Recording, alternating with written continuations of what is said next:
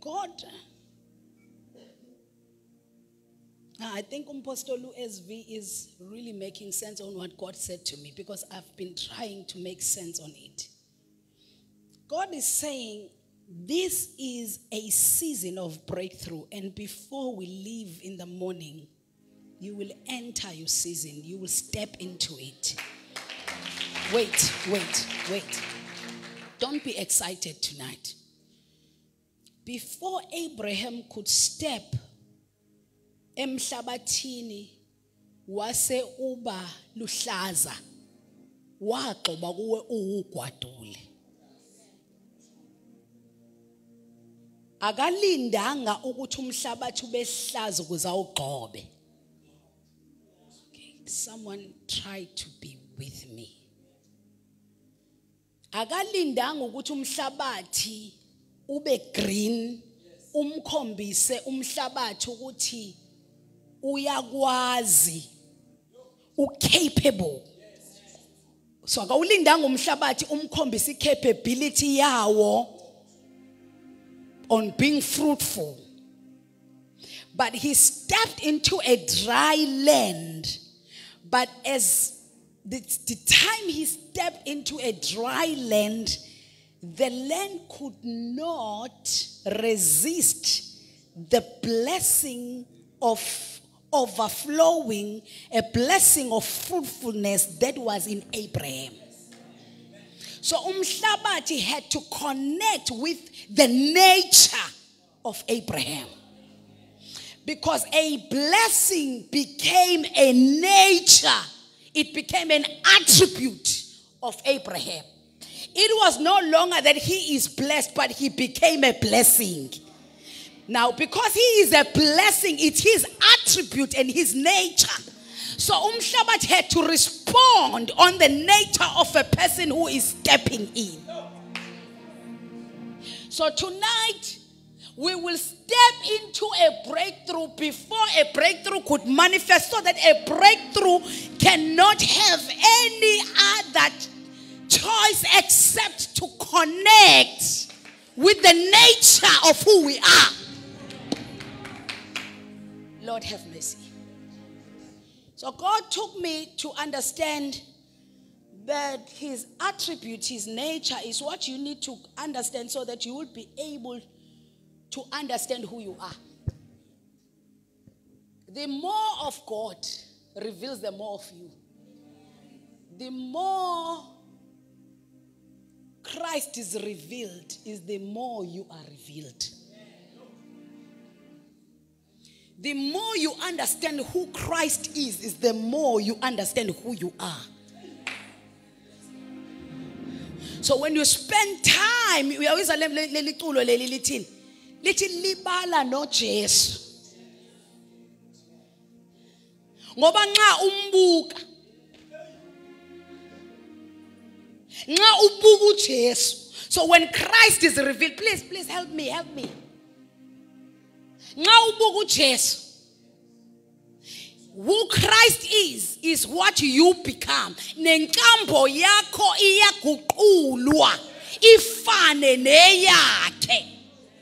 So reveal Christ more to me, you are revealing me. Nikhona bazalwane. So when you spend time with God, understanding who God is, you are spending time in understanding who you are. The first breakthrough, the first breakthrough you need is not of the material things. It's the breakthrough of understanding, of being revealed. You have to be revealed. This month you have to be revealed on who you are. As God is being revealed, as Christ is being revealed, you are revealed. As you spend time with Christ, as you see this side of Christ, you are seeing this side of you, because you have become the co-heir with Christ. Whatever Christ is, you are. However powerful Christ is, you are. Whatever power Christ possesses, you have. So when you spend time in prayer, you are not just a person who is wanting and needing, but you are a person umsindisi nothi Jesu ngilibala kuwe ngoba uma ngikubuka yonke inkambo yami iyaguqulwa ifane neyakho lokho yikho Kristu nami ngiba yikho. So the first breakthrough. Lord help me. Breakthrough that you will receive this man is to understand is yourself being revealed to yourself. To understand the power that you have is to understand the attributes that you have, is to understand the character of God that you possess, is to understand what God is you are.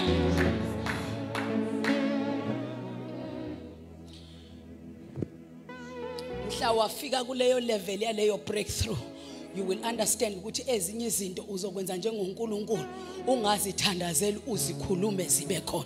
Now mfundisi uNhleko, a person who will never understand this what we are saying is a person who is not in a position of a co-heir with Christ. A person who doesn't understand that we speak things to existence is not a person who is wise. Is a foolish person. Because it's a person who will level my servants. Paul says, when I was still young, I was still treated like a servant until I grew up. Then I was treated like a son, and a son deserved the inheritance of the father. When you are a son, the inheritance belongs to you. But when you are a child, you are like a slave. Someone is in possession of your inheritance. When someone is in possession of your inheritance, you ask. But when you have become a son, you don't ask, you speak it. Because the inheritance is in your hands. Sanibonani mthandazweni. Uma ngisakwilevel yokuba ingane ngiyacela ngoba khona ongiphathela inheritance yami. Kodwa once ngakhula ngafika kwisonship angisaceli ngoba inheritance isezandleni zami, but I speak it because it's oh God, I already possess it. The breakthrough is not something you will ask once you become a son. A breakthrough is what you possess because you are a son. You just step into a season and it becomes a season of breakthroughs. Ngoba kugcoba umuntu vele ophethe ama breakthroughs. Now this is the character of God. And this is what God took me. And I was shocked. Go with me to the book of Daniel chapter number 3. I spent time in reading this whole book of Daniel. And there are things I had to understand. Daniel chapter number 3. Verse number 9. They said to the king, Nebuchadnezzar, may the king live long. May the king live forever. Your majesty has issued a decree that everyone who hears the sound of the horn, flute, zither, harp, pipe, and all kinds of music must fall down and worship the image of gold. Verse number 11. And that whoever does not fall down and worship will be thrown into a blazing furnace. Verse number 12. But there are some Jews whom you have set over the affairs of the province of Babylon, Shadrach, Meshach, and Abednego, who pay no attention to you, your majesty. They neither serve your God nor worship the image of your gold you have set up. Verse 13. Furious with rage, Nebuchadnezzar summoned Shadrach, Meshach, and Abednego. So these men were brought before the king. And Nebuchadnezzar said to them, is it true, Shadrach, Meshach, Abednego, that you do not serve my gods or worship the image of gold I have set up? Verse 15. Now when you hear the sound of horn, flute, harp, pipe, and all kind of music, if you are ready to fall down and worship the image I made, very good. But if you do not worship it, you will be thrown immediately into the blazing furnace. Then God will be able to rescue you from my hand. Verse number 16. Shadrach, Meshach, and Abednego replied to him. Listen to this. King Nebuchadnezzar, we don't need to defend ourselves before you in this matter. If we are thrown into a blazing furnace, and he will deliver us from your majesty's hand. But even if he does not, we want you to know, your majesty, that we will not serve your gods or worship the image of gold you have set up. Then Nebuchadnezzar was furious with Shadrach, Meshach, and Abednego, and his attitude towards them changed. His attitude towards them changed. He offered the furnace to be heated 7 times hotter than the usual, and commanded some of the strongest soldiers in the army to tie up Shadrach, Meshach, and Abednego and throw them into the blazing furnace. So these men, wearing their robes, trousers, were bound and thrown into the blazing furnace. The king's command was so urgent and the furnace so hot that the flames of fire killed the soldiers who took up Shadrach, Meshach, and Abednego. And these 3 men, firmly tied, fell into the blazing furnace.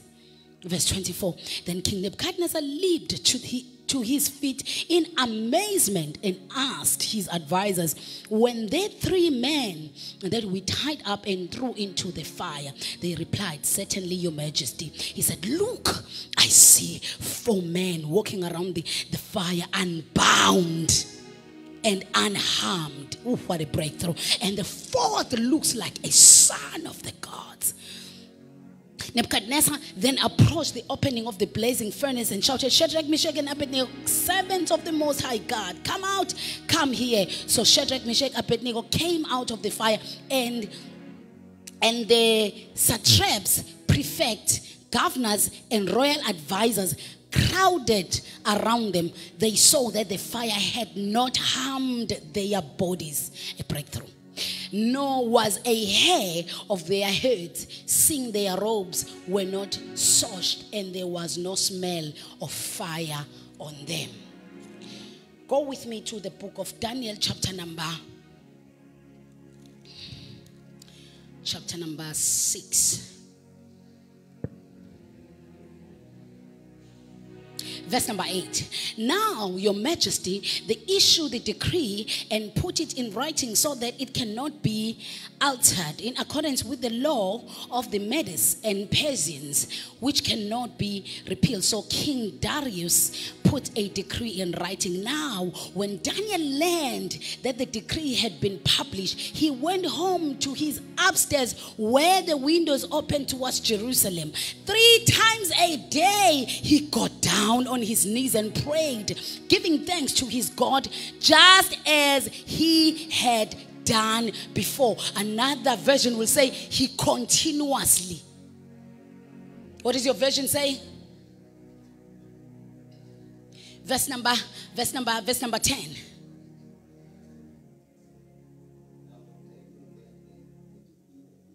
Okay, yours is like mine. Any other? He continued to pray. So he is used in prayer. So he continued with what he normally do. Somebody say continue. Look at another neighbor and say continue.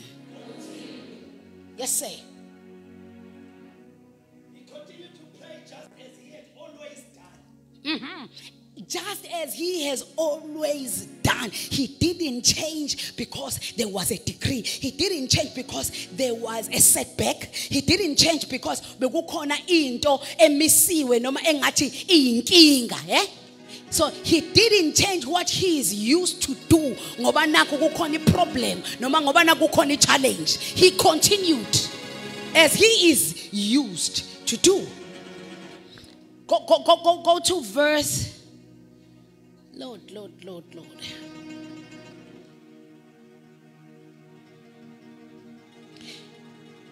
Verse 17.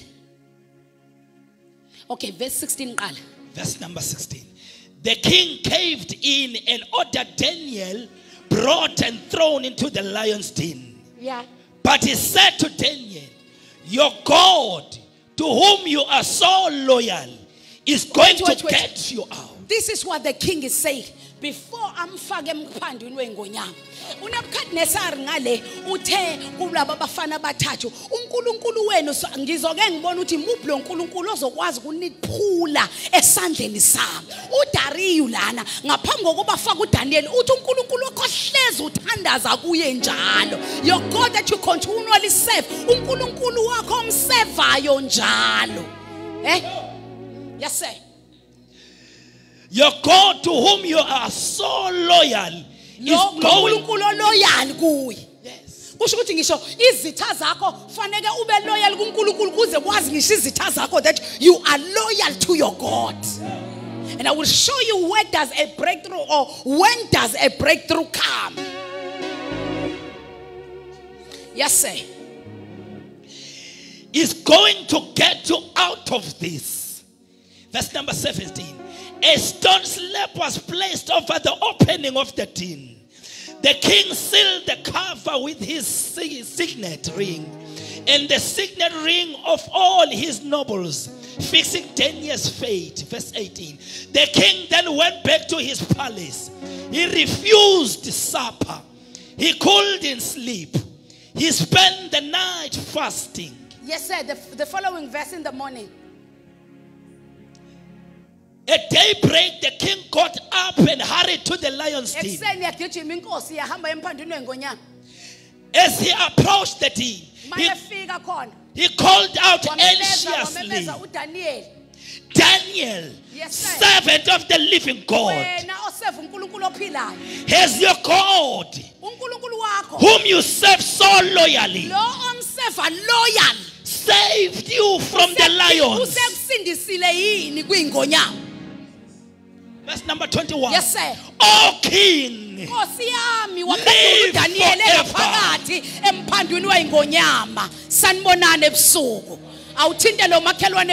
He is a committed God.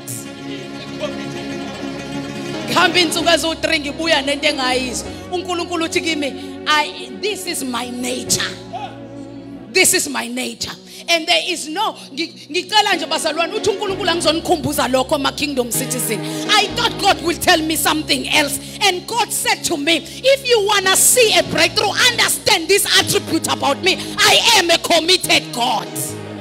I am a committed God. Now I started by saying, spend isikhathi naye kufanele lokho ayikho nawe ubeyikho. Uma yena uNkulunkulu who is committed, kusho ukuthi mawuhlala naye, you have to be like him. You have to come to a position where you are committed as he is committed. He is a committed God. So ngena ku second half of the year. This is a year of new beginnings. Ufuna ngikutshela ukuthi yini ezokusiza ukuze ufakaze kulo 6 months osele ka 2021. Ngicela ukuphinde ngisho futhi uyafuna ngini ngikutshele ukuthi inkosi ithini kimi ithi ukuze wena ufakaze kulo 6 months osele ka 2021 ka new beginnings ukuze ubone isiqalo esisha empilweni yakho. Be like he is. If he is a committed God, be committed as he is. I have come to announce that he is a committed God. Thinda lo seduze kwakho. Thimakhelwane. Thinda mthinde lo semva kwakho mntana mthini. Thani makhelwane vuka makhelwane. Cela ukukunikeza nanti izwe bengiliyele entabeni. Umpostoli kaNkulunkulu begodola entabeni elethwa zimvula. Ubeyolalela nanti izwe.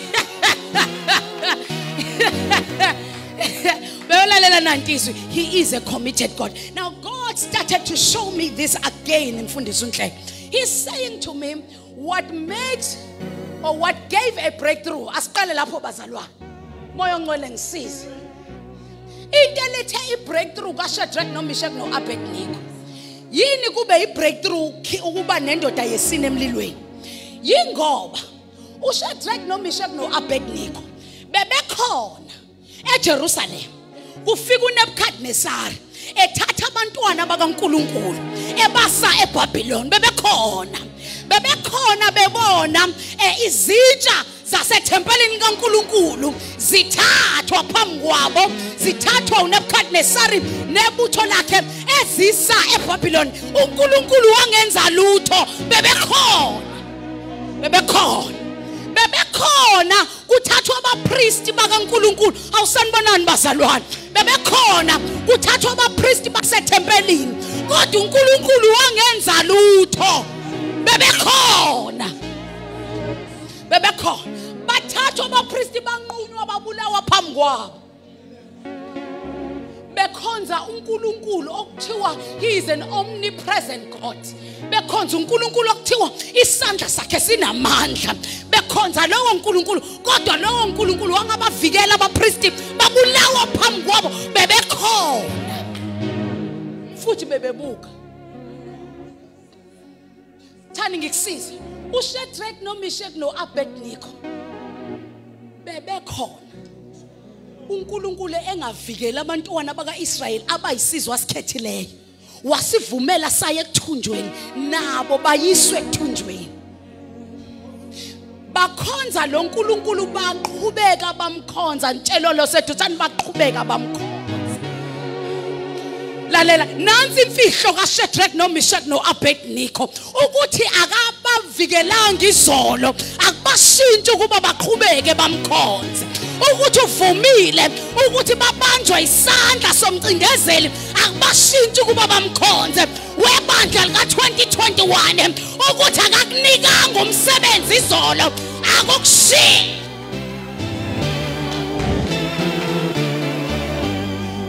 Alahani malahaniya manahaya hena moshakadahaya.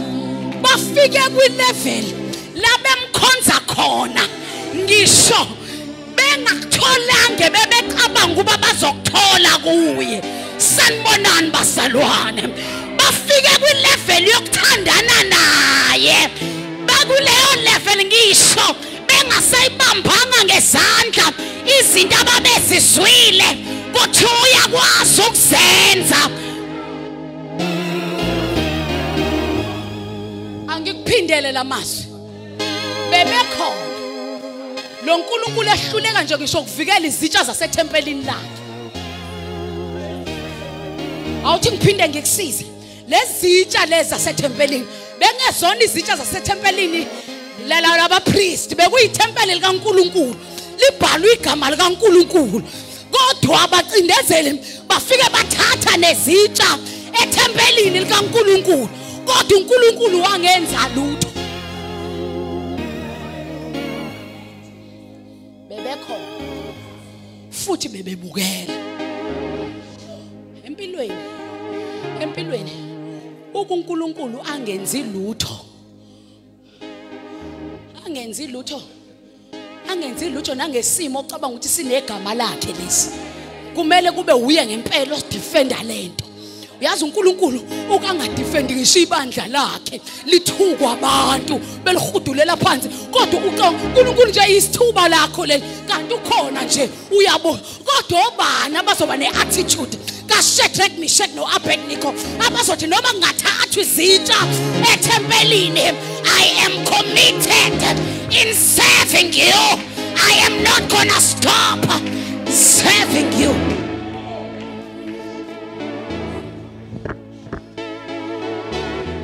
Usuke wamkhonza kabi, usuke wamamkela kabi uJesu, uthenjiswe ukuthi your car is around the corner.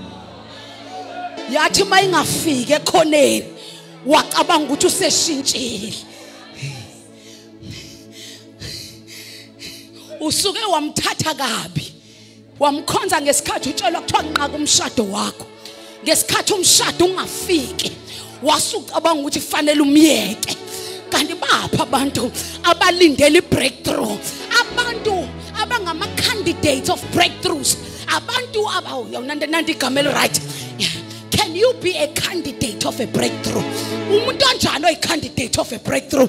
Umuntu okuthi noma ngabe bekakhona uNkulunkulu engayenzi lento, but abe committed futhi angayishintshi indlela ambuka ngayo uNkulunkulu. Lalela laba bafana abayishintshi indlela abambuka ngayo, noma ngabe sebebulewa abantu phambi kwabo. Spirit. Bathi labafana, Nkosi, lo nkulunkulu esimkhonza uzosikhipha lo mlilo. Kodwa noma engasikhipha. Number 1, indlela esimbuka ngayo sambuka njengonkulunkulu okhipha nayo. Noma engabakhipha ngabapriest kodwa sambuka njengonkulunkulu okhipha nayo. Noma engasikhiphanga ngalesi yasikhathi sesashintshwa amagama ethu eBhabhiloni kodwa sambuka njengonkulunkulu okhipha nayo. Ngoba siyazi ukuthi wabakhipha babamkhulu eGibhithe sisambuka njengonkulunkulu.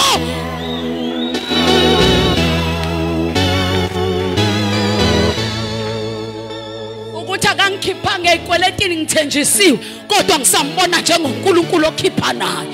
Hoshalahaya ukuthi akangikhiphanga kulo wamlile bengiwuthandazela kodwa ngisambuka njengonkulunkulu okhipha nayo. Indlela yami yokumbuka I am committed ekumboneni enjengo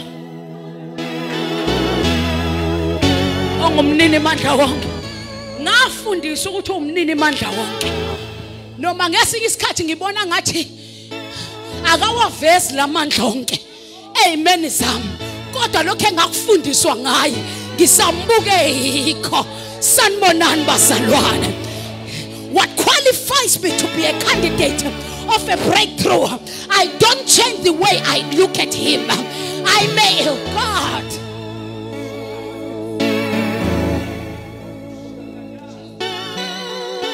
ngeze ngakuthola konke ngikuthandazelile kodwa ngizwile kwathunikana konke kodwa ngishintsha indlela engimbuka ngayo. I am committed in serving him the way I was taught he is. So labafana bathi okokuqala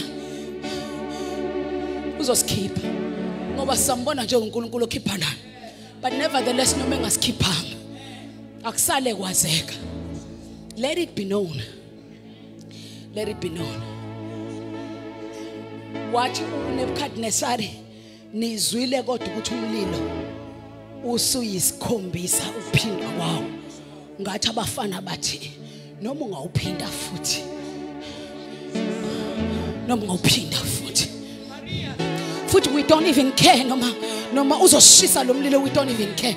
But we are committed in serving, in not bound to any other God, because we have seen that he is also a committed God.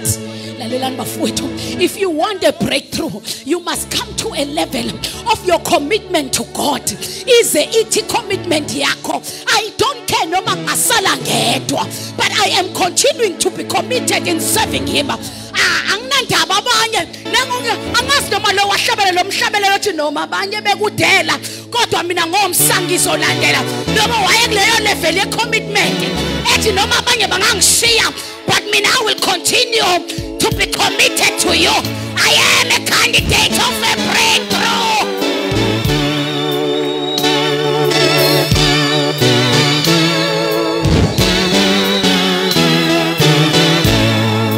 Ngikwileveli yokuyothandaza kuwe hayi ngoba kukhona ephathekayo zonginika yona kodwa ngizohlala nawe because I am committed in spending time.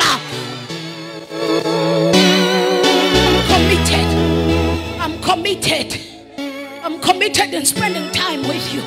Ithi Bible uDaniel wayekwenze komkhuba wakhe ukuthi njalo uba nehora lakhe lokuthandaza.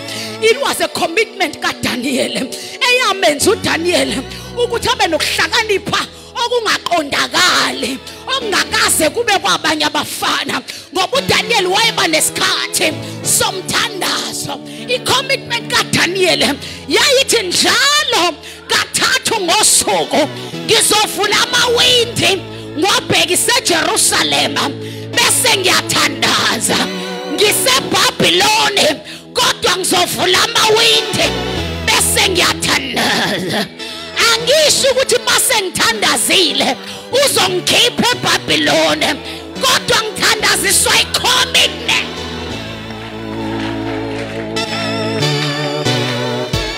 Ngithandaziswa i-commitment. Lento engenza ngiwavula amawindi commitment. Kanti le commitment anayo Obakhona nabazalwana bazothi Ken, I want to be committed. I want to be committed. In serving him, I want to be committed. In prayer, I want to be committed. In doing whatever for my God, I want to be committed.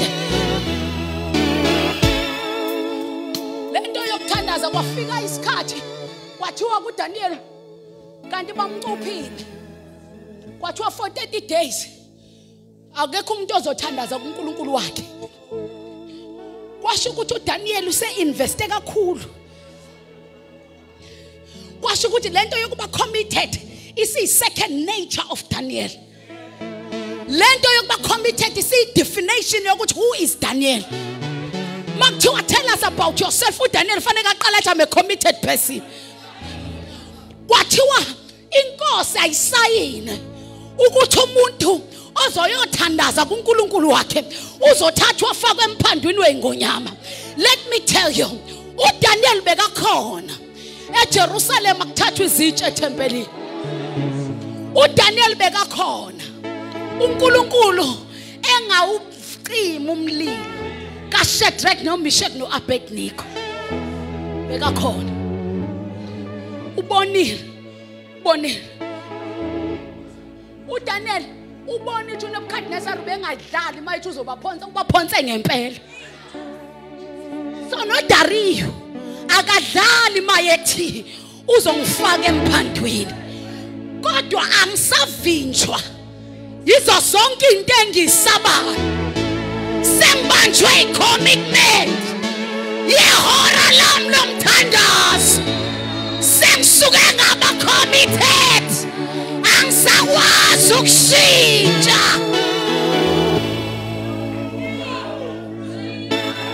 Ngifake emphandweni weingonyama. But angeke ngize ngishintshe. I am committed. Beselithi iBhayibheli kwakhala inkosi yathi Daniel,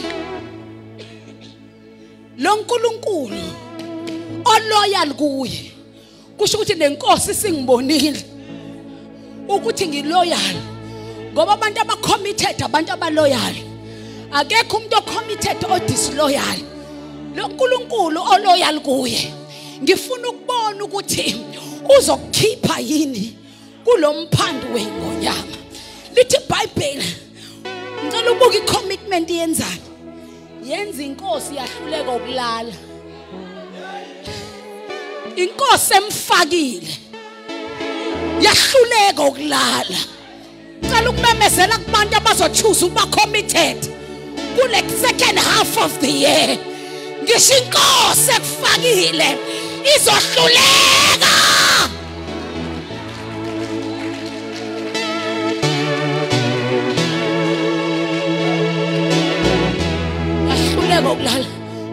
The king fasted. How can a king who signed for this law fast for me? Uthi angifakwe kwimkhondo wengonya wasayina yena kodwa uyena ofastayo. Webantu base kingdom life, wema kingdom citizen kule second half of the year uma ungasube committed lento ifuna ukuthi wena uphenduke nje. Uphenduke nje. Uvula iwindi lakho libheke eJerusalem. Noma ngingafakazanga namhlanje. Noma ngaqashwanga namhlanje kodwa iwindi. Noma imoto ungafikanga namhlanje kodwa iwindi. Noma umshado ungafikanga kodwa iwindi. Noma ingane ingafikanga kodwa iwindi. Angishintshi iposition yewindi lami.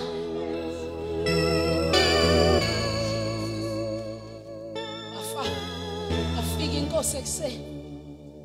Yathi Daniel, uNkulunkulu wakho lo loyal kene usekhiphile.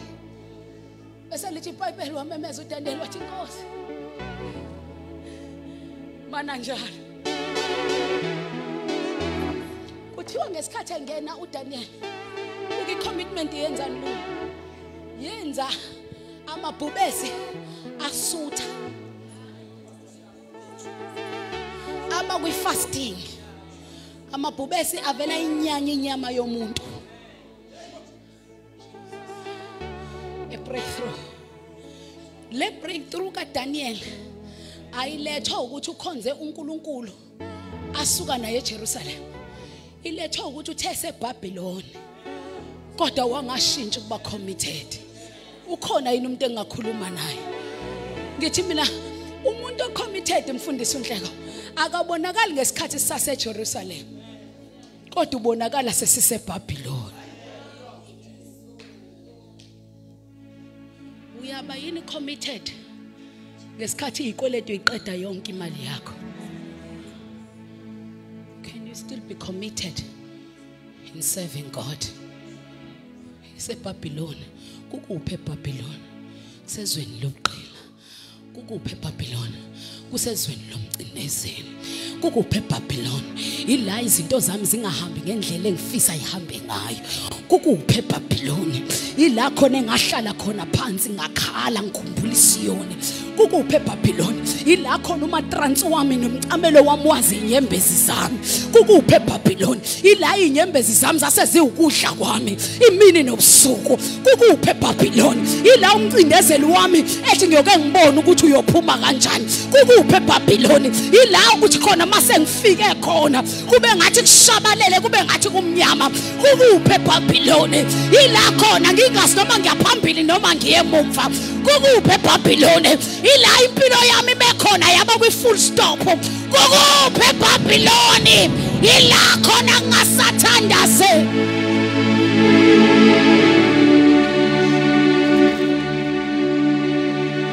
Aba committed ababonakali sise Jerusalem.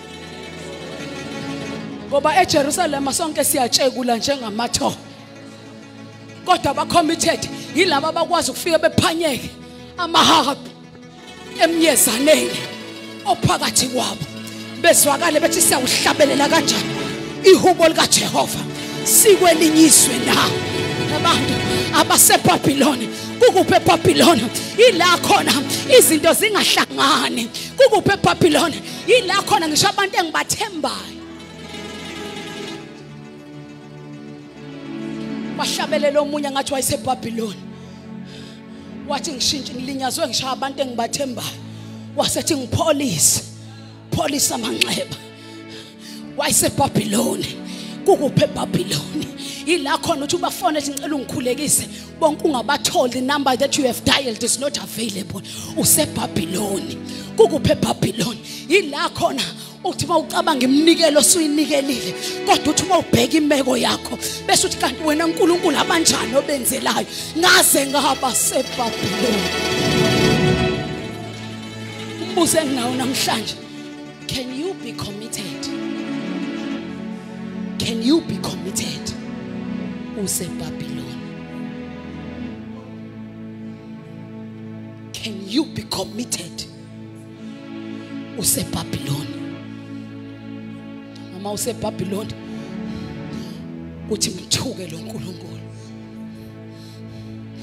I-breakthrough kuJobe yazi siyafika siyathanda mase kuthiwa zizobuyise lezinto zakho sizobuyise lwizinto zakho konke okudliwe isikhonyane kuzobuya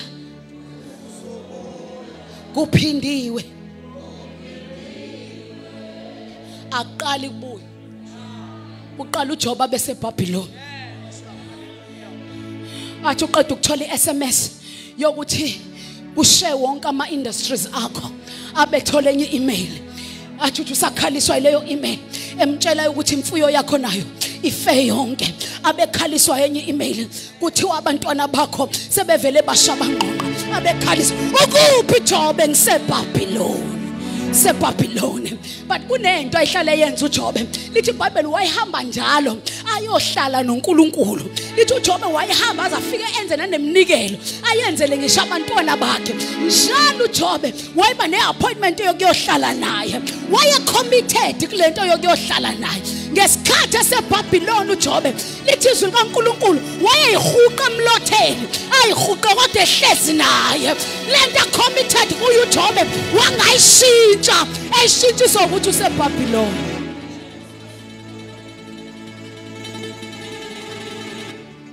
bazalwane sonke liyasifikela iBhabhiloni lethu. Mbuzo uthi can you be committed? UseBhabhiloni. Ayihuqa emlotheni uJobe akhale khontwala wafika unkosikazi esenamathumbu uJobe emzimbeni eseBhabhiloni. SeBhabhiloni. Tho wafika umfazi wakhe wathi waJobe thuka lo uNkulunkulu wakho bese uyafa. Wathi uJobe mfazi oyisiwola. You don't understand. Ngisho ngathiwa nginamathumba kodwa ayikushintshi indlela engimbuka ngayo. Noma sekufeke bonke kodwa ayishintshi mina indlela engimbuka ngayo. Athi ngiyazi umhlengi wami uyaphila. Cha, usawumhlengi ehluleka ukuhlenga impahla yakho, ehluleka ukuhlenga imfuyo yakho, ehluleka ukuhlenga abantwana bakho. How job usawumhlengi. I am committed in the way I see him. I am committed in the way I know him. Won't change. My definition of who he is won't be changed by circumstances that I go through. I still see him umhlengi. Namhlanje sizothandaza. Umbuzo wami uthi can you be committed udlule eBhabhiloni? Usanganikela yini noma retrenchiwe emsebenzini? Usanganikela ngendlela onikela ngayo. Mhlawumbe ngiphinde futhi ngirephrase istatement sami. Usangaqhubeka yini unikele ngendlela onikela ngayo noma retrenchiwe emsebenzini? Usangaqhubeka yini unikele ngendlela onikela ngayo noma ngaleyo nyanga kunephathi yengane? Usanga izoveza mina umuntu oyicandidate of a breakthrough, umuntu who is committed, umuntu ongayishintsha indlela ayiyona.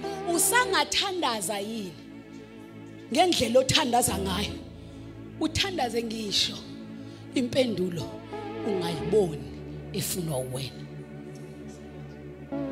Usangaqhubeka yini umnika u3 hours osukwini lakho lokuthandaza, ube no3 hours wokuthandaza ngisho bonke befakaza wena wedwa ungafakaza?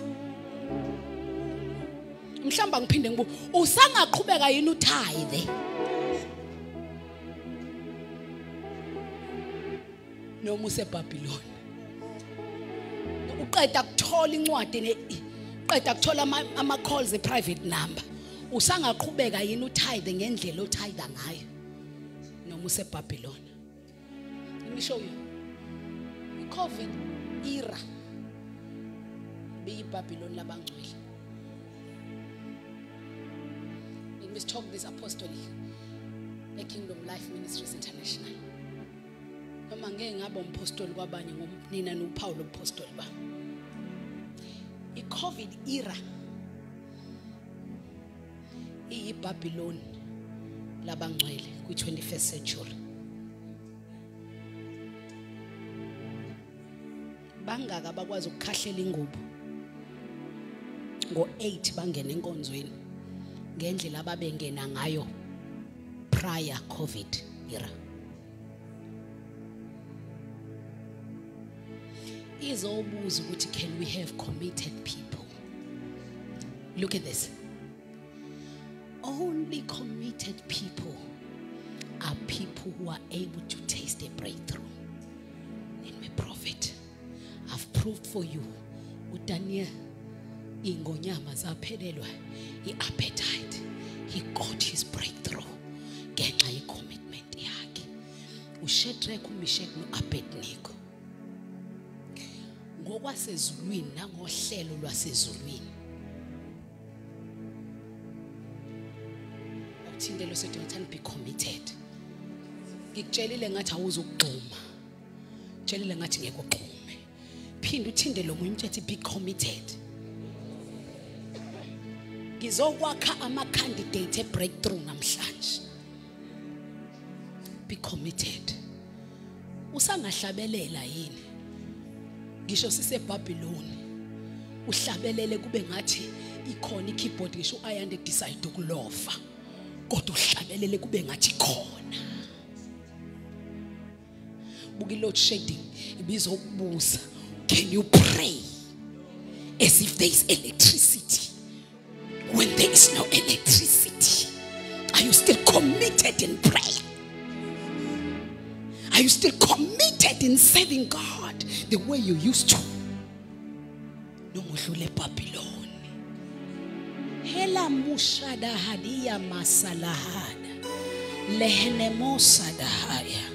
Kukhona mina umuntu engimaziyo owayephuma endlini ekhala angene esontweni asimile ashumayele abantu babusiseke bayinikele eKristu Jesu.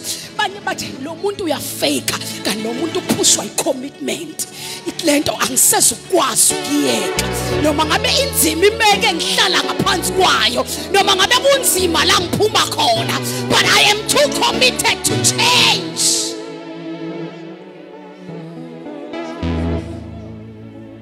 Khona mina umuntu engimaziyo la angena ashumayele kube ngathi message yalo olalelo sho kakhulu amen akayibonanga ingena izolo kanti uyibonile, uphushwa icommitment. Mawumbuza wenza ngani hlanga noma mncwa kodwa wenza ngani nje wena wangashintsha? Hayi akuseyimi, sekuyicommitment. Lento ithi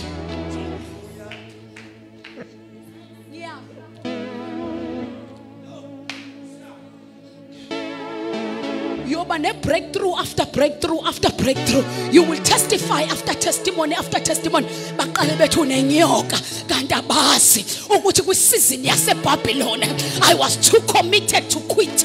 I was too committed not to serve him. Abazi babengekho ngiseBabylon. Ithi Bible ku Shadrach no Meshach no Abednego. Please help me with water.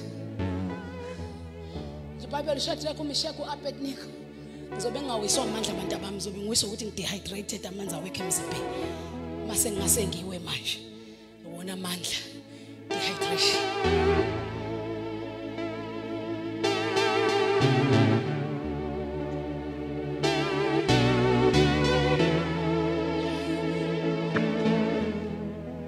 The Bible sesothandaza. Babafaka uShadrach no Meshach no Abednego. Ngizobe ekuhleleni kaNkulunkulu emaphakadeni uKristu Jesu a consuming fire.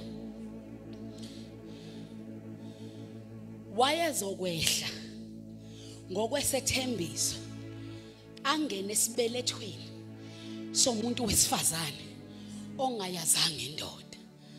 Kodwa lithi iBhayibheli bese lithi iBhayibheli wayezozalwa akhule phakathi kwabantu uKristu Jesu. Kodwa lithi iBhayibheli ngosuku luka Shadrach no Meshach no Abednego izulu lahluleka. Ngathi uNkulunkulu waqhweba uJesu wathi Jesu awuzongibonisa. Uyababona yini laba bantu aba committed ngalolu hlobo? Bathi ke laba bantu noma ungasifaka emlilweni, noma ungasifaka emlilweni angeke sikhothana. Noma engasikhiphanga emlilweni but angeke sikhothana. Kuzohlala kwazeka ukuthi kunabafana abanqaba ukukhothana. uNkulunkulu imhlule lento kuyibuka yedwa. Athi ye Jesu wazobona. Angizange ngibona abantu abacommitted ngalolu hlobo. Le commitment yabo ingikhumbuza icommitment yabo. Mangibuka bona ngibona mina. Mangibuka mina ngibona bona. Mangibuka bona ngibona mina. Mangibuka mina ngibona bona. Ye Jesu. Umlilo ujwayele ukubashisa kodwa hayi la. Can you be committed uze ufike kwi level lakho? uNkulunkulu athi mayebuka wena ayibone yena, athi mayeyibona yena abone wena. uNkulunkulu athi umlilo ujwayele ukushisa abantu. Awuthintelo seduze wakho ethana uyabashisa abantu kodwa ubashisa ba committed. Phinda uthinte umuntu awuphinda uthinta omunye uthi uyabashisa abantu kodwa awubashintsha abacommitted. Awuphinda uthinta omunye uthi uyabashisa abantu khona lo muntu engifunezwe namhlanje kodwa ubashisa abacommitted. Mtshele thani isizathu ukushisa lo mlilo. You are not committed. Awuphinda umbuka uthi change. Be committed. Change. Be committed.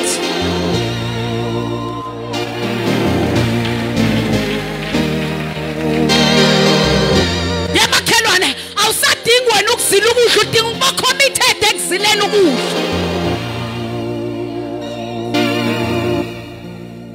Wathi uNkulunkulu lo mlilo uyabashisa abantu. Kodwa wajesa icommitment yalabo abantu ingenza ngihluleke ukuvumela umlilo ukuthi ubashise. Bese lithi iBhayibheli. Now I want to picture this. Nami ngangezwe umfundisi unhleke yisho naye le into. I want to picture this. uNkulunkulu ethi Jesu ngiyaza kakabi ihora. Jesu ngiyaza uzongena eswini sentombi. Jesu ngiyazi ukuthi awuzukhulelwa ivirgin. But there is an emergency of committed people. I am here to prophesy. There is a breakthrough for committed people.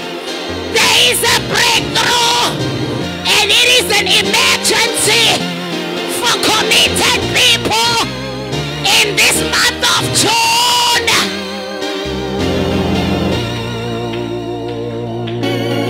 Jesus, just putuma, just. It's an emergency. It's a Bible. One can notice. I'm tempted to say. Unabukadnezar, wabona indoda yesine. But I'm tempted to say, before bafaka uShadrach noMeshach noAbednego, kuthiwa he is the consuming fire. Ongumlilo. Kuthiwa wangena phakathi. Umeke wangena emlilweni. Ufika qothola amandla. Umlilo uzokushisa. Wangena.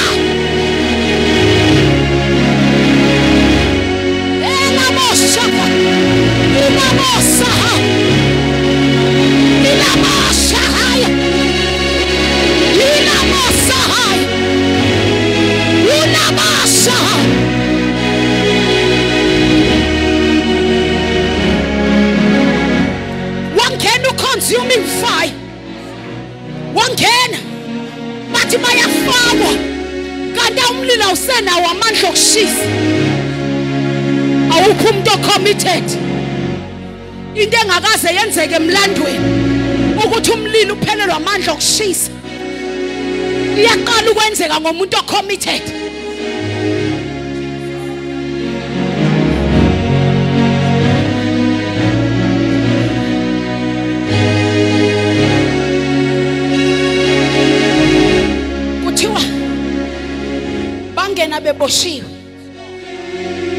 Bangena beboshiwe washo ukuthi the consuming fire uma ngabe ngena shaka namosa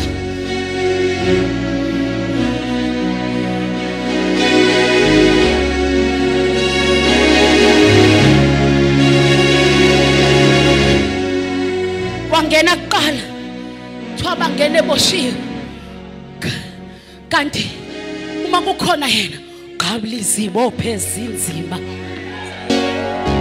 kuqhekeka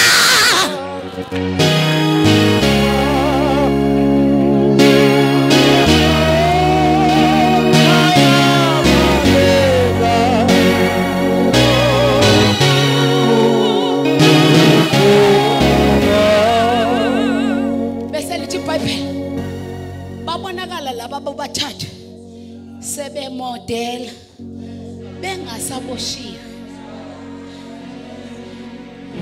emlilweni. Nangu Nebukadnezar ngikonfirmela ukuthi kanti ubani lo ongene eqala bese lithi uhamba walunguza umlilo wathi webafowethu asifakanga yini abathathu webafowethu asibafakanga yini beboshiwe nange seyiconfirma lento wathi ukuthi mangithi ngiyabuka lo wesine ubukeka njengendodana kaNkulunkulu. Then I ask a question. Nebukadnezar umazela phu Jesu ngoba kwakungakabi isikhathi sokuthi afike, kwakungakabi isikhathi sokuthi ambulwe, umazelaphi? Bese ngikhumbula incwadi kaExodus, ama-magicians kaMoses esezame yonke into, ama-magicians kaFaro phambi kaMoses esezame yonke into. uMoses wafika nje nenduku, asezwakala ama-magicians esethi surely there is a finger of God. Committed people, you will make your enemies to confess. Committed people, you will receive a breakthrough that will make your enemies to confess. Committed people, you will receive a breakthrough that will make those who hate you to confess. Surely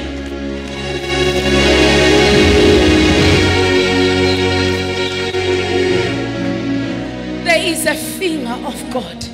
Stand on your feet.